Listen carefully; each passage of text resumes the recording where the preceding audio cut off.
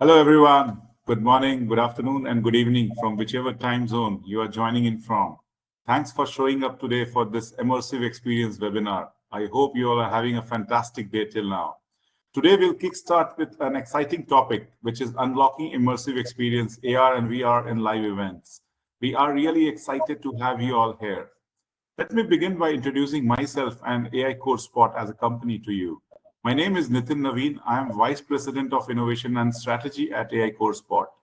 With around a couple of decades of experience in different consulting firms dealing with emerging technologies, I feel fortunate to consistently engage with numerous stakeholders, global leaders, and their incredible problem solving and innovative ideas. Joining me today are a couple of my colleagues.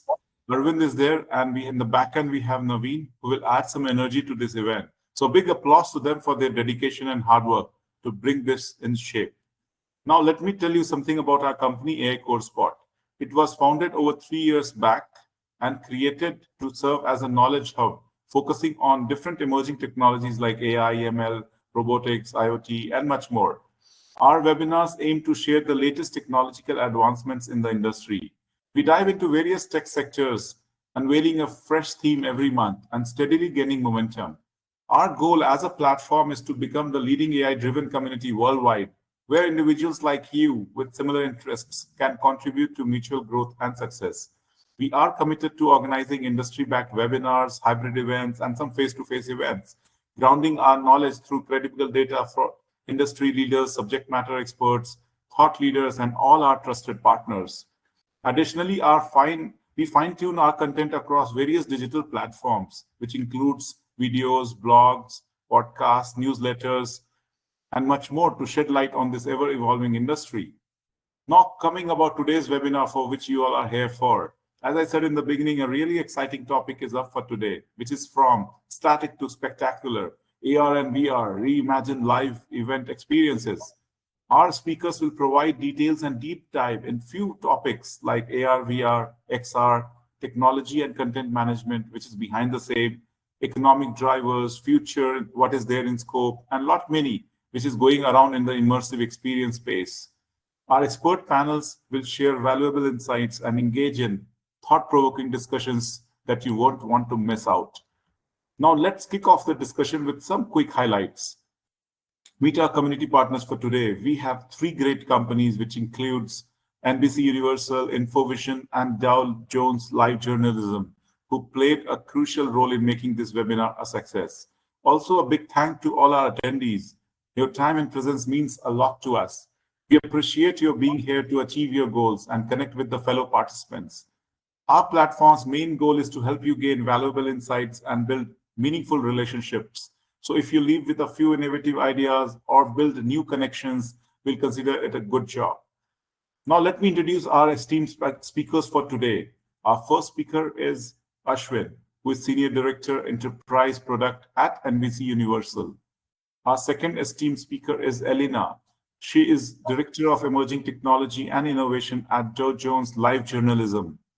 Our third speaker and moderator for today's event is Arindam Lahiri, who is AVP at Infovision. Just one-liner disclaimer before I hand it over to Arindam. The views shared by all the speakers are their personal ones, and it's not related to any organization which they represent for. So now over to you, Arindam, to begin this exciting panel discussion. Hey, thank you, Nitin. And thank you, Elena. Thank you, Ashwin, and that team for putting this up together. Really appreciate that. And of course, everyone in the panel and the audience, thank you so much for your time.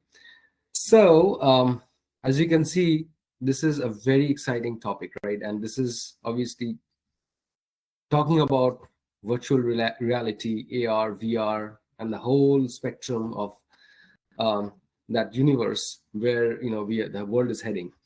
And as a matter of fact, we are doing it virtually, right? So it's kind of a little tiny step towards that. So, in this case, I would really want to start and set the foundation as to what AR, VR, XR, all these buzzwords and everything and all that stuff that is going on. What does it really mean? So maybe Ashwin, I'll start with you, and maybe you can give us like some understanding of the world of AR, VR, and then I'll come to Elena to you as well. Ashwin?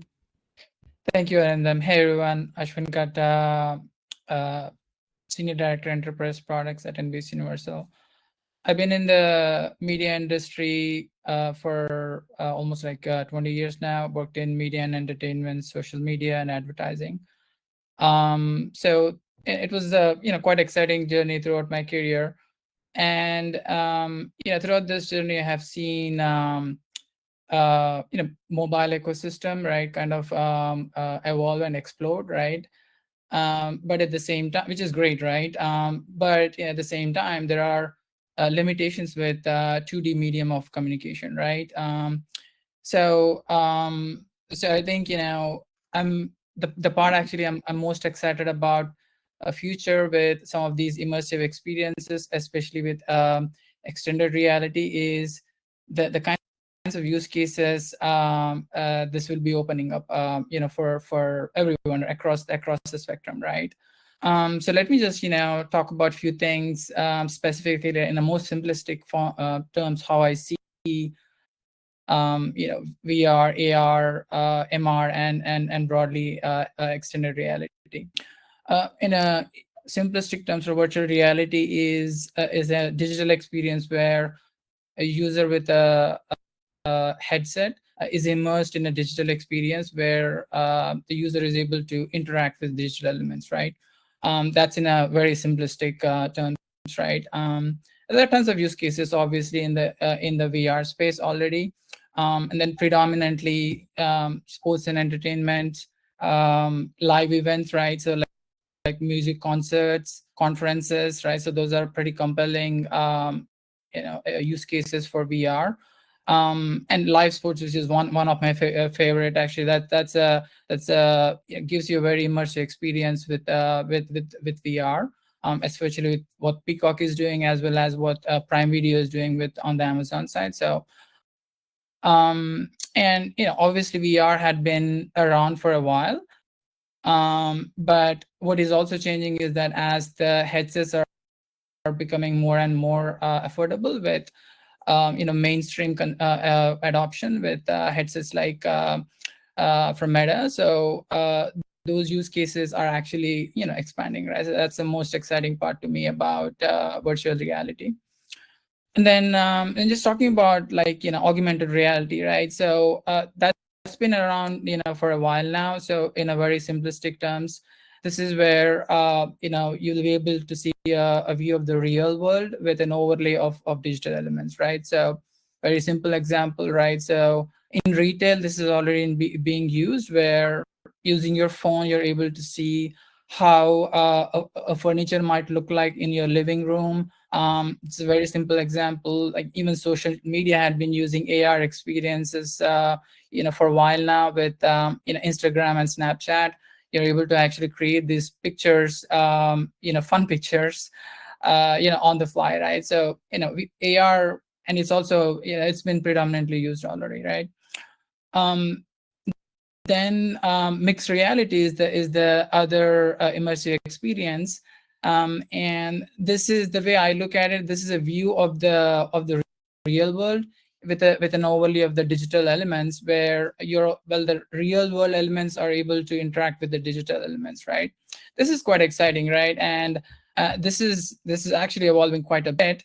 And then with the recent AI innovations, and also wearable innovations from Meta with their Quest headset, and Apple with their Vision Pro, and also startups like Lumus and Enrio.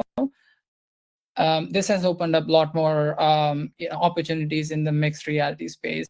There are tons of use cases in the mixed reality space. I think predominantly on the enterprise side is where most of the use cases are, just because where the ecosystem is with mixed reality. So there are like use cases in equipment training, industrial design, and lots of use cases in the healthcare space, where healthcare providers are able to collaborate in real time. They are actually across different locations, right, throughout the world on patient diagnostics, right? Some simple examples. And then that takes me to extended reality, right? Extended reality XR is nothing but a mix of all of these technologies, right? AR, MR, and AR. And really artificial intelligence is at the core of enabling all of these extended reality experiences, right? I think, as I think about the benefits and an upside, right? So really, as AI is evolving, as the headsets are going through drastic innovation, in fact, in the last few years, that really opens up a lot of, I believe, collaboration and experiences, right? And some of these were not even possible or conceivable before. And then it's exciting to see that these experiences and collaboration opportunities do open up with physical location, removing the physical location barrier, right, which is the most exciting part, right? So yeah, I think that's my general view on this space. Thank you so much. That was a really good summary for someone looking into this space and trying to get into and have a general understanding. Thank you so much for that. So Elena, so you have been a dominant name in this field, right? So walk us through, give your perspective about this ecosystem, and maybe give us a few examples of how things are shaping up in your side of the world. Well, thank Arina. And Ashwin already covered some of the key parts of VR, AR, XR, and it's true, and MR, and it's true that it can get very confusing with all of these terminologies. Actually, I'm the director of emerging technology and innovation at Dow Jones Light Journalism. But I have a background in hardware development, and actually 20 years ago, I was specializing on wearable tech, almost too early, but I've always kept that hunger for, that world when we kind of human merge with the machine and we use wearables and we use immersive technologies and all of that. So I really know the hardware and the technology very, very well. And I know the evolution and where it might take us. So when people say, tell me about this new form of reality. The way I see it is that actually, or real reality, it's spatial, and we are at a point that technology is taking us back to that, back to a spatial, which is the real world, and it's allowing us to connect and to share knowledge through a spatial and multisensory medium, which is how our brain and memory is designed to work anyway. So to me, the hack has actually been the Gutenberg word, for example, Gutenberg creating the printing press to democratize knowledge. And then after that, things have evolved. Then you have computing, then you have the internet, then the mobile phone. So all these innovations have helped us share knowledge and experiences across distances, but until now they were mostly flat and two-dimensional. And immersive technologies break that limitation by bringing us closer to how we naturally perceive the world, with depth, spatial understanding, and with interactivity as well. So that's just for me the natural evolution of technology and where we should be at, and it's going to keep growing. I know that the hype now is all about AI, but immersive technologies keep growing in the background, and we need to focus on them. But if I speak specifically about events, actually, I just wanted to mention quickly that on top of everything that Ashwin has already mentioned, I'll give just some examples. We have a few projects on what I call hands-free experiences. So you have experiences on devices and on wearables and glasses and so on, but the hands-free experiences are these experiences that are, let's say, shared and immersive, but the user doesn't need any kind of device, and that's great for events. So the XR Smart Stage the extended reality stage, is we used it actually at the Wall Street Journal Tech Live.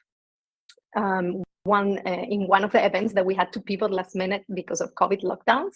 And this is an LED stage which has the floor and the walls to project a 3D environment that is created on a game engine like Unreal, for example. And it uses real-time camera tracking to keep the 3D visuals behind the speakers always in the right perspective. And it's a technique that is well known in the film industry, for example, for Disney Mandalorian movie and so on, but now is more and more widely used at events for immersive keynote presentations, where everyone can see, so there is no green screen, everyone can see what's happening. So it's truly great, and you can do AR on it, and you can teleport the speaker, for example. So that's something that can happen in a hands-free way. We have also holograms, and this is a way of having a 3D animated visualization that feels like ethereal, like you have content floating in midair. And we have used this for some of our sponsors, like Lufthansa and Simon Kucher. Actually, yesterday in an event in Singapore, we had the hologram. We also have a smart mirror, and actually I'm very proud of this one myself, because a smart mirror is not something that you can just buy off the shelf. So I had to build it. So I took some open source code software and some my DIY skills that I love, and I created this smart mirror. And now we use it at most of our events, and it overlays. It's a real mirror, but it overlays dynamic content through your on your reflection. And we also have a portal which connects virtual attendees in VR to real attendees, and it's a portal on a wall. We also have lots of other VR experiences that I will tell you more about through this panel. But overall, I think as immersive technology continues to evolve, we'll see events that aren't bound by physical or geographical limitations, allowing for richer, more interactive experiences that engage all the senses and create deeper connection between attendees, regardless of wherever they are in the world. That was really helpful, and it kind of gives us a larger and broader perspective in terms of the possibilities, right? So that was very helpful, Elena. So, as I hear through both, what both of you said, it really feels magical, right? And but one would definitely want to think a little bit more and see, like, what really goes behind this magic. What's going on, right? What are the technologies and the tools that make it really happen? Ashwin, could you walk us through a little bit on that front, like what goes on behind this? Absolutely, and Lena, thank you. So insightful, overview, right? So thank you so much. Absolutely, so excited. That's a good question, Randon, right? If you look at the XR ecosystem, right? So really, there are so many organizations, right, including the big tech companies, trying to build, an ecosystem, right? And it's only growing, right? Like not just big techs, right? There are startups everywhere across the globe that are building these XR experiences, right? And there's a lot of proliferation, right? Obviously, right? So if you are an organization, right, or a small business, right, or a medium business, right, and if you are looking to if you're looking for a distribution ecosystem, right, that has the most ROI for your investment, right? So then I think you probably want to start with the adoption, right? So if you look at that, like from consumer wearables point of view, right? So Meta is their Quest and headsets are at the top of the adoption, right, from consumer devices point of view, right? So staying on distribution, I think that's a good of course, like every organization and group has their own goals that they should evolve, but it's probably prudent to starting with an ecosystem that has the biggest adoption, right? So Meta's XR ecosystem is a good choice, right, for most folks, right, looking for ROI. But again, like that also depends on the use cases, right? So some enterprises might have different types of use cases, that may not be suitable for, maybe be suitable for different ecosystem, like an Apple ecosystem or other ecosystems, right? So I think, just staying on that, right? So that's a pretty big market share that Meta Quest ecosystem has, right? So almost like, more than 75% of the global share if you look at the last a quarter or so, right? And then in terms of content, right? For something like a Meta XR ecosystem, there are a couple options, right? So one is a native app that you could be building. Another option is Meta does provide a Horizon World ecosystem, right?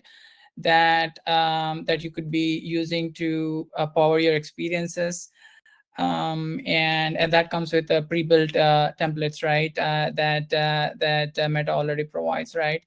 In fact, like even in Horizon World, you can actually look at live events, right? Music concerts and all of that. And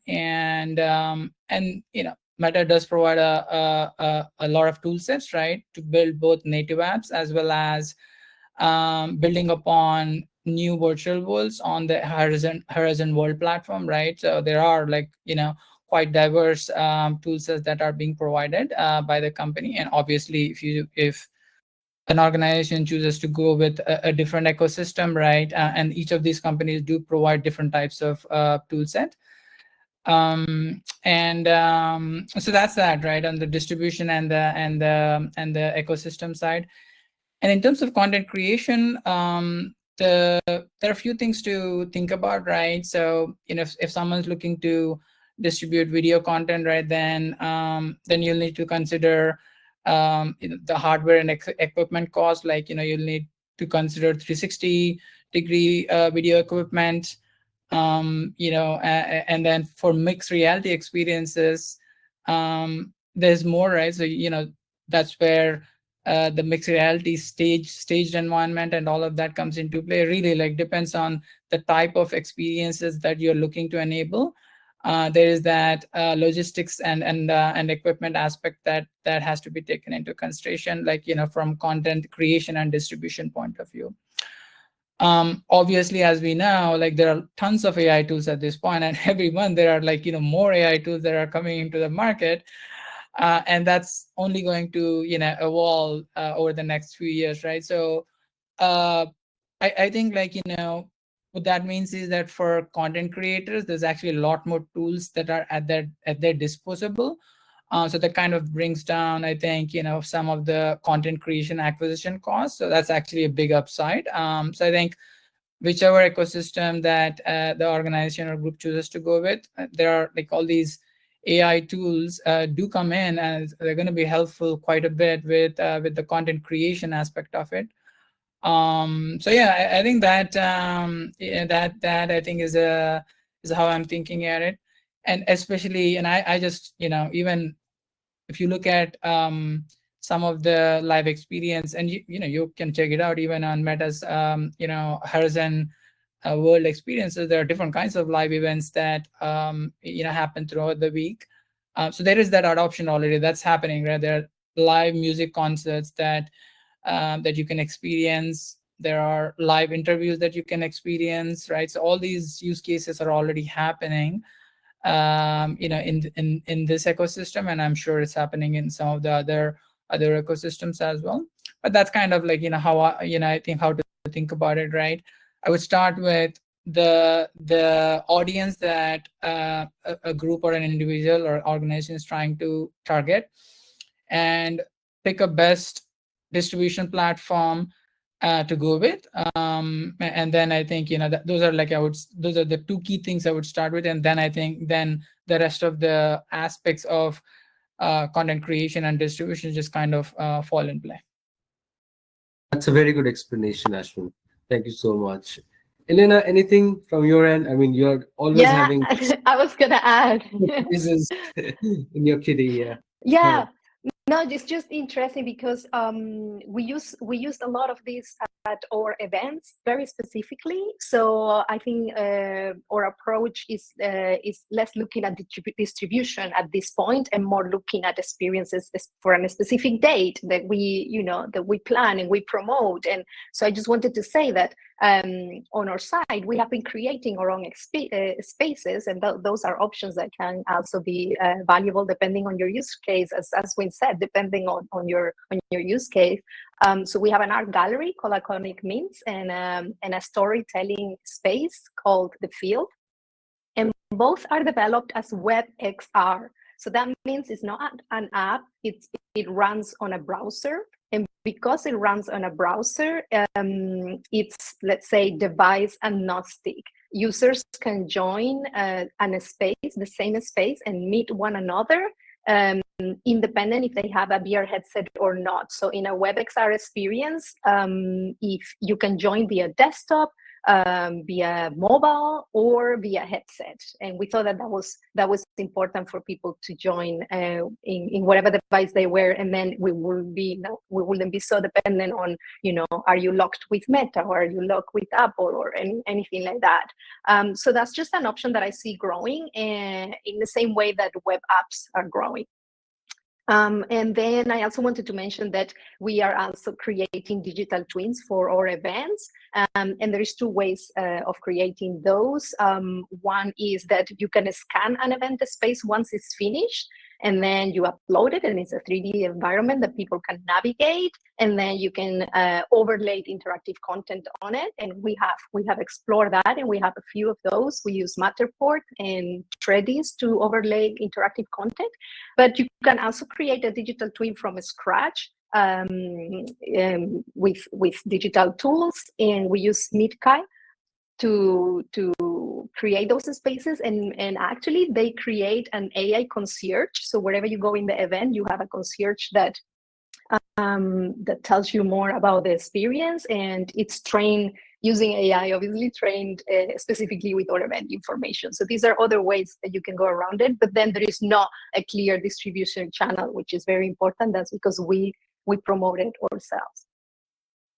So that is very helpful. And as we are talking, I mean, what is really coming out is the users, the community, they are not really locked to a specific set of platform or vendors, right? So the options are widely available to really express themselves and have the best out of it, right? So this is a good news from the technical community and for the creators. Now, Elena, if I could stay with you on this topic itself, on looking on the flip side of it, like now that we kind of, we definitely see with the technological advancements and everything, there is obviously a concern in terms of sustainability, right? We are becoming, as a race, more conscious about our choices and what we are putting out. So in the world of AR, VR, XR, overarchingly, right? So could you, give us some insight into, like, are we paying attention to it? And if we are, then what are the things we are doing and how we are approaching this? It's a great question, and actually a great solution that we have here, and that I really hope adoption keeps growing because of that. So at Dow Jones already, event sustainability is something that we are well known for and well awarded for. It's not an afterthought. It's discussed from day one, from the selection of materials at an event, recycling, upcycling initiative, post-event donations, composting, nothing goes to waste. But in terms of immersive technology, the impact of virtual events like this one and VR experiences, which avoids the need to travel, it's already huge. You have to consider that air travel accounts for approximately 2.5% of global greenhouse emissions, and 2.5% might sound like little, but trust me, that is huge. And then also on site, you have to think that using a smart stage, for example, can cut physical set production costs by up to 30%, while drastically also reducing the waste produced from the set construction. What we have done more recently, actually, is an AR for Sustainability initiative. I called it Decarbon, and that is the AR of carbon is actually capitalized. So Decarbon for AR canvas. And the first example we just launched in May. It's about creating your own floral installation. You know, many events will have like a floral installation, but this one is an AR floral installation. You can immerse yourself in a zero carbon garden that you can add to by selecting your favorite and most exotic plants guilt-free. Knowing there is no transport required, the plants can come from anywhere in the world. But also the experience, which is a mobile AR experience, and anyone can try it out. It's decarboncanvas.com. People can create this garden, but also discover the surprising environmental impact of their favorite flowers and fruits as well. And I have some information here that people are not so aware of. It's like perishable goods, like plants and fruits. They travel by air, and air produces 5 times more emissions than land transportation, and 11 more times of emissions than transporting something by sea. And that doesn't even count refrigeration. So in an event, some of this information is super relevant to keep in mind. And in this experience, people have created over 950 plants, which have saved around 280 kilograms of transport carbon emissions. And if that number doesn't say anything to you, 280 kg of CO2 emissions is 11,000 balloons filled with greenhouse gases, 11,000. And we have saved that since May, just with the floral AR installation. And it's actually a finalist right now for the DigiDay Awards, fingers crossed.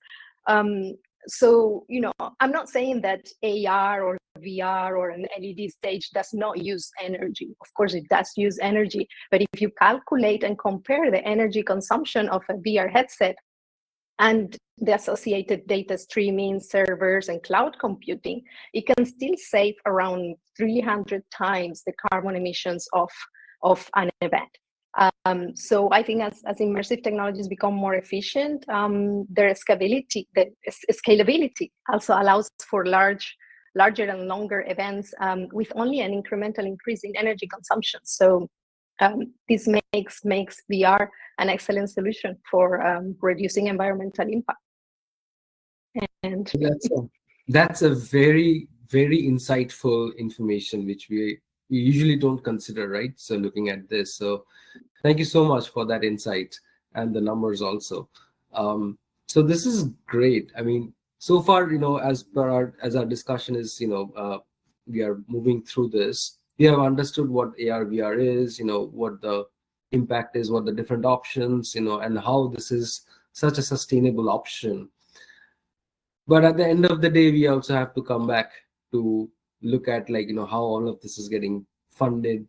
What are the economic drivers of it? What are the different monetization techniques that this particular exciting technology brings, right? So Ashwin, question to you is, like, you know, could you shed some lights on this? Like, you know, is it just a fun thing to do, or does have a real impact as far as the business world goes? It's a great question, and thank you, Elena, for talking about the sustainability aspect of it. Like, you know, one thing to add is it's an interesting topic, right? Because if you look at the other side of what I think is going to happen the next, let's just say, 5 years, right? A lot of the AI build out is going to happen, right? And then, you know, I think that AI build out is going to make the extended reality experiences even more seamless, right? And I think, you know, Elena already talked about an AI use case. It's just going to have an outsized impact, right? And that's why I think it's going to be good to see how the industry trends from sustainability point of view, with all these data centers that are getting built out, you know, train AI models and all of that. So that's a great topic to observe how the industry evolves. So so moving on to the economic side of things, right? So, you know, obviously it's fun, right? It's fun to do AR and VR is fun, right? So but, you know, I think organizations and enterprises, you know, are in the business of economics, right? So I think that's a good one to talk about, right? I think obviously it's still evolving, right? So the and some companies are profitable, some companies are not, right, in this space, right? Because the technology is still evolving. There is a form factor that needs to be addressed. There is adoption that needs to be in play. If you look at the consumer ecosystem, because that's where there are always revenue in the business and enterprise use cases. But I think truly, I think if this can be solved for the mass market, that's where the biggest revenue impact is going to be, right? Just by pure numbers, right? Obviously. So there are few monetization strategies that are at play in the extended reality space, right? So staying on live events, for these live events, you have VR can actually may make a pretty good live event experience, right? Whether that's a live news event, whether that's a live music event, or like these conferences, right? So ticketing is one way to kind of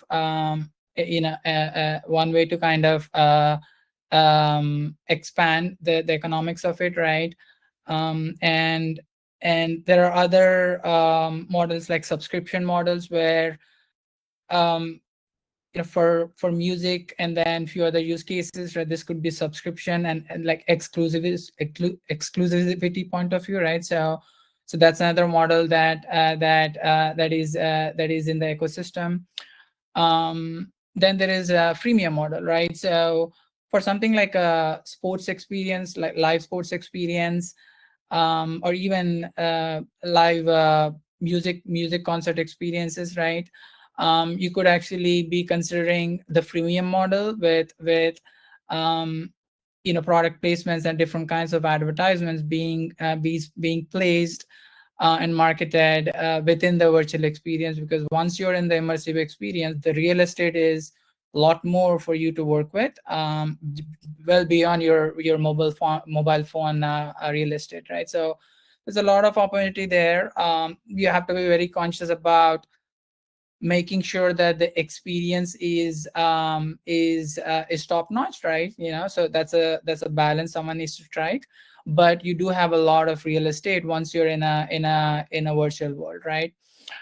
And then, like, I'll just mention one more that is not, like, some cases might be applicable for live events too, but then there's the concept of virtual real estate and commerce, right? So predominantly this is a concept that was introduced, and in fact some of the companies are already utilizing that aspect of the monetization, which is virtual goods, right? So users that are in these worlds, virtual worlds, could buy virtual goods, like whether it's a t-shirt, if I'm a fan of Billy Joel, right, and if I'm into music concerts, it's you could be, that's an example of a virtual good that you could be purchasing, and then you could be actually wearing it whenever you're going to music concert. That's an example, and there are like variety of different virtual goods examples.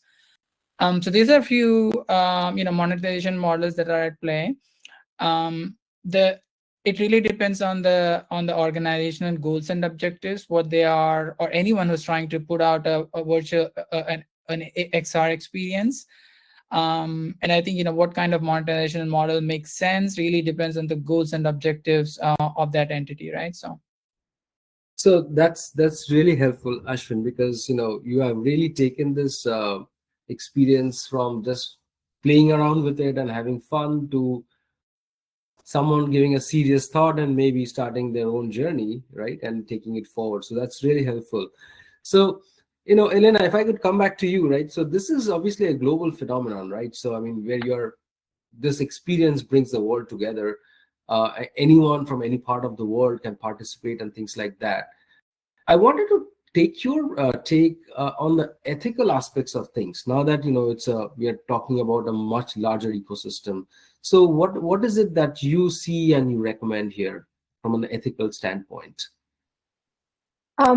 Well, it's interesting because when I started working on these kind of projects around the pandemic time and so on, there was just so much going on, and Facebook changed the name for Meta, and there was a lot of noise, and I thought, okay, let's give myself a kind of brief. What is my focus, and so that I can keep my north when I was exploring all of these through the noise of everything that was going on. And I actually called it wise innovation. That I thought that's going to be my focus when I explore immersive technologies, and that stands for well-being. How do they improve well-being?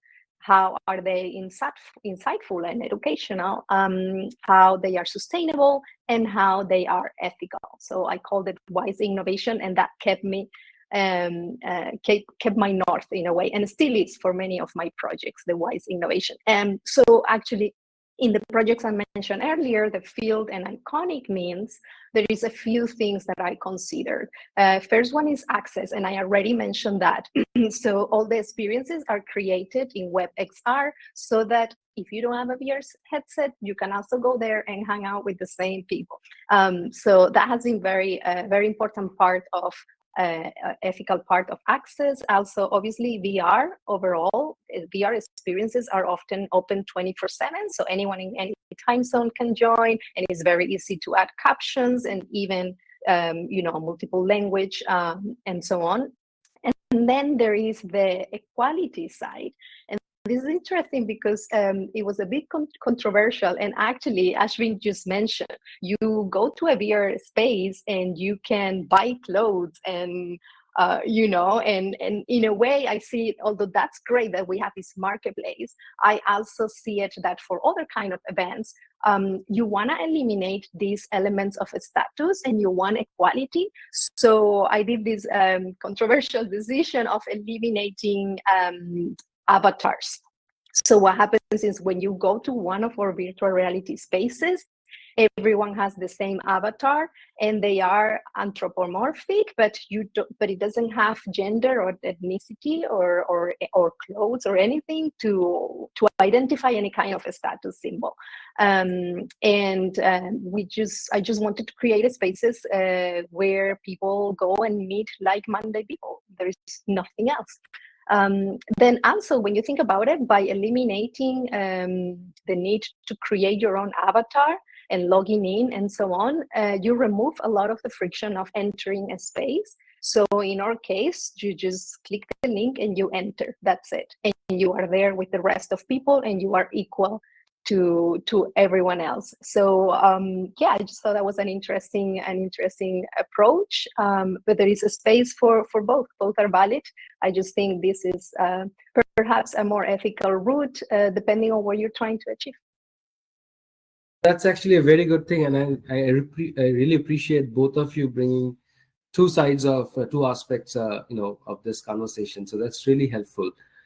So, I would probably have my last question, and it's probably I'm going to combine two questions into one, because we have talked about the evolution, we are talking about the current state. We want to go now and discuss a little bit and about the future of it, right? How does it look like? So, and with that, I would also maybe request both of you, and I'll start with you, Ashwin, is that what the future looks like, right? Both the short term and the long term. And what are the things we should really be careful about? Because every good technology, every new innovation has its pros and cons, right? As you have seen. So maybe you can probably, give us your perspective, what the future looks like, and what are the things we should be really careful about. And then I'll come to you, Elena, on the same. Thanks, and an excellent point on ethics, Elena. 100% agree. So that's a great question, Arindam. So I think let me take a talk about a couple things, right? So just purely in terms of the things to watch out for, I think economics is one of them, right? So these experiences are not the extended reality experiences are not for all the use cases, right? So I think that's one aspect to consider, right? So while it's exciting to see these immersive experiences, that may not be the right use case for a given organization or a group, right? So that's one thing to consider, because building the VR experiences is more expensive than your typical mobile experiences. And if you add in mixed reality experiences are even more expensive than your building out VR experiences, right? So that's something to consider. So I would say, before jumping into that landscape, to consider the financial model and be clear on what the objectives are, both near term and long term, right? So and the other aspect to watch out for is, and kind of Elena kind of talked about it earlier too, the technology is evolving, right? So it's like last few years there's like so much innovation, and with and it's gonna, like, both the headset and wearable technology will be evolving, I think, in the next 2 to 5, let's just say 3 to 5 years. And then you pair that with what you could be doing with artificial intelligence, with on-demand on-device AI, and some of the other edge AI use cases that are coming up. So that technology will go through so much innovation in the next couple of years.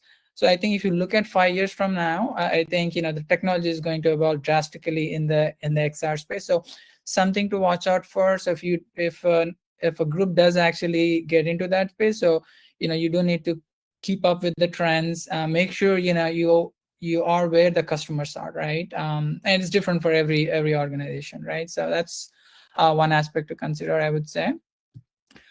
The upside is huge, right? So how does the future look like, right? So there are certain pain points I do believe currently exist in the XR space.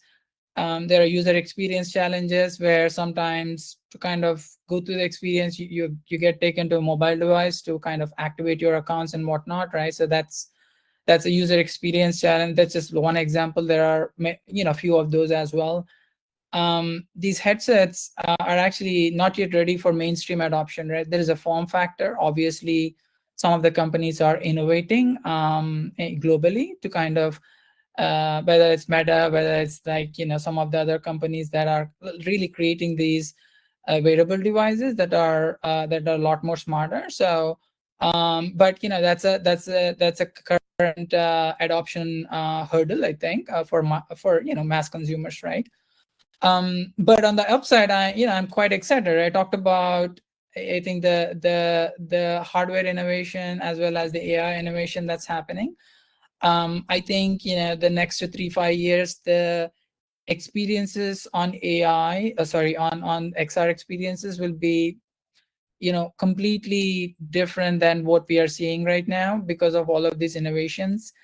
And I think it's going to open up new use cases that no one is even thinking about, especially given you're removing these XR experiences kind of remove the physical location barrier, and it's sometimes the language barrier is also kind of removed with these experiences. So yeah, I'm quite excited. And I think especially with mixed reality, which is going through a lot of innovations, I think there are tons of use cases in the enterprise world, I think. So yeah, so that's kind of how I see the next 5 years shaping up. Fantastic. Thank you, Ashwin, for that insight. Elena, what are your thoughts there?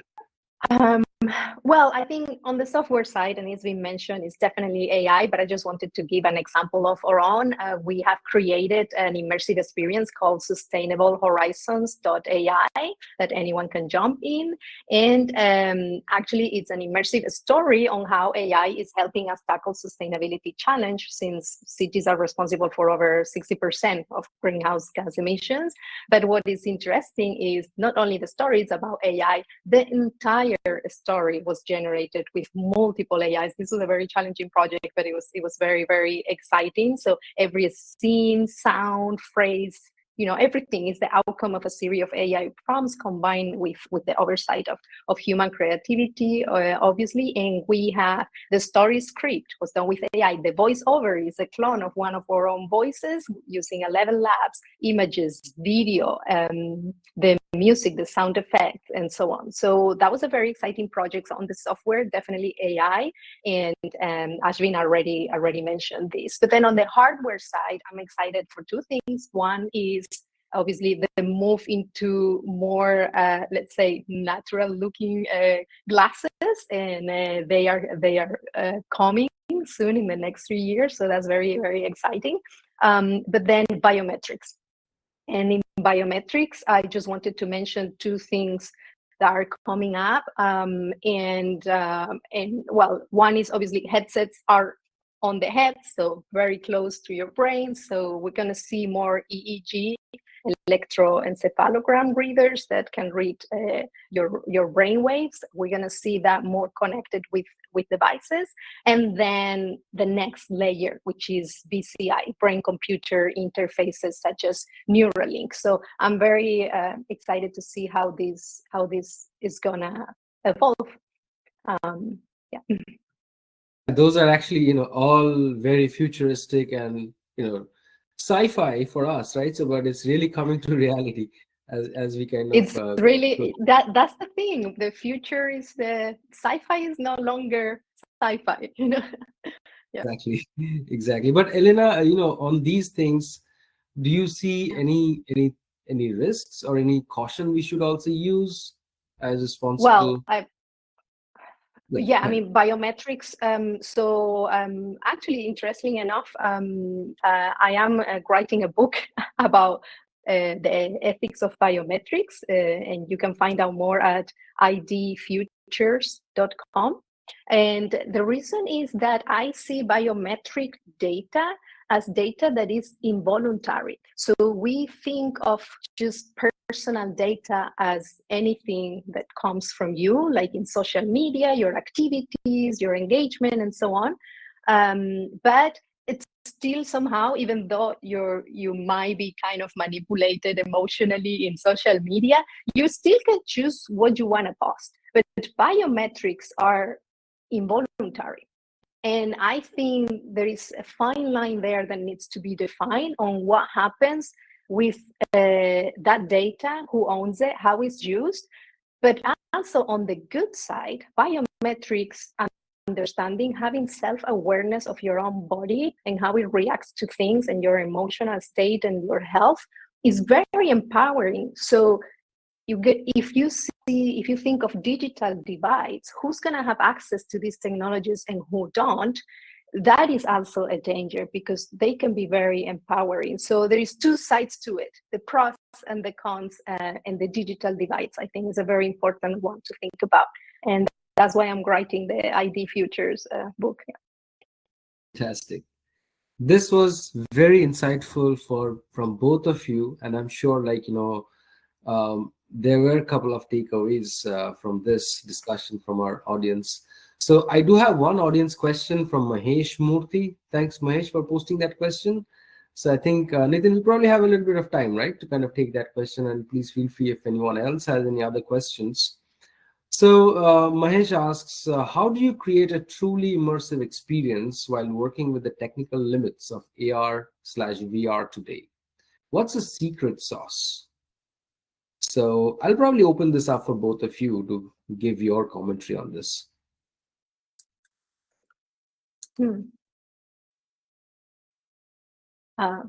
Anyone? No. Shall I start? It's interesting. Yes, so go ahead, Elena.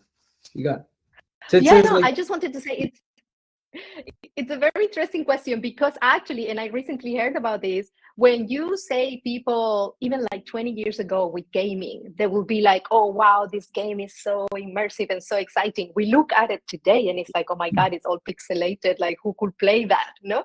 But I think it goes on stages as we adapt. But what's interesting is how, in a way, your brain gets tricked, and an experience doesn't have to be incredibly rich and detailed, because once you are in VR, for your brain is almost being in a dream world. And in a way, what I have experienced is that the brain kind of adds to the gaps, if that makes sense, like in any other story. And with very little, you can do a lot.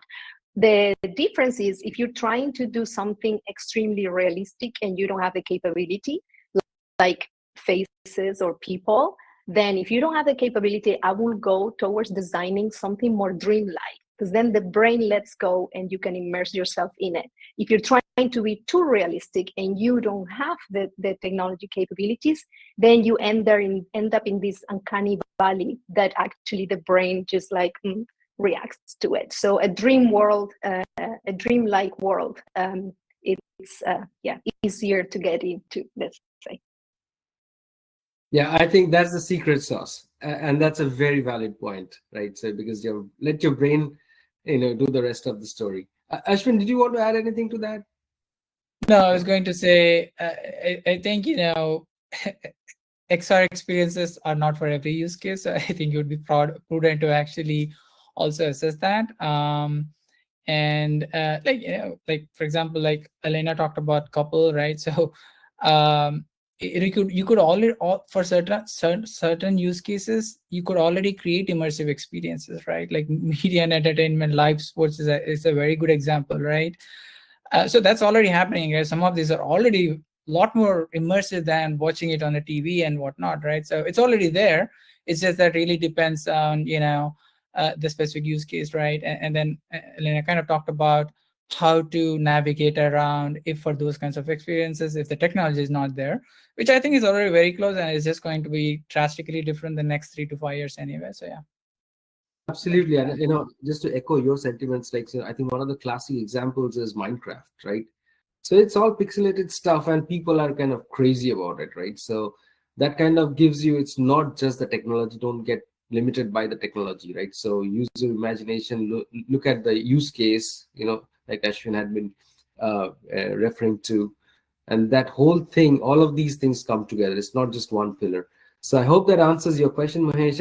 I don't see any other questions. So Nitin, maybe back to you. Sure. Thank you, Arindam. Sure. I know we are on top of the hour as well.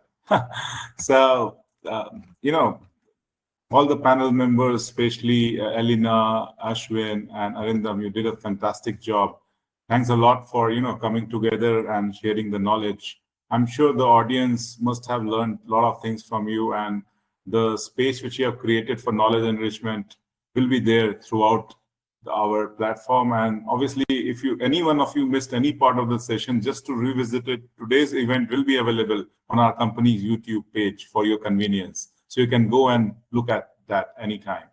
So my bad. Actually, I see a couple of more questions. So I don't know, do we have time to take those? Time is just running out. So that's why I thought, just move. Sure. Go ahead.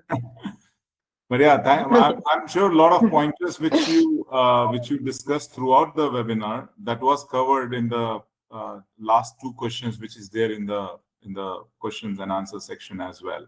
But yeah, I'm sure the audience must have got it everything. So just to give you a glimpse, we have a lot of events lined up in the next few months as well, which is focusing on different sectors such as banking, financial, insurance, telecom, retail, healthcare, supply chain, manufacturing, and the list goes on. So request to all the audiences, stay connected with us for this continuous learning.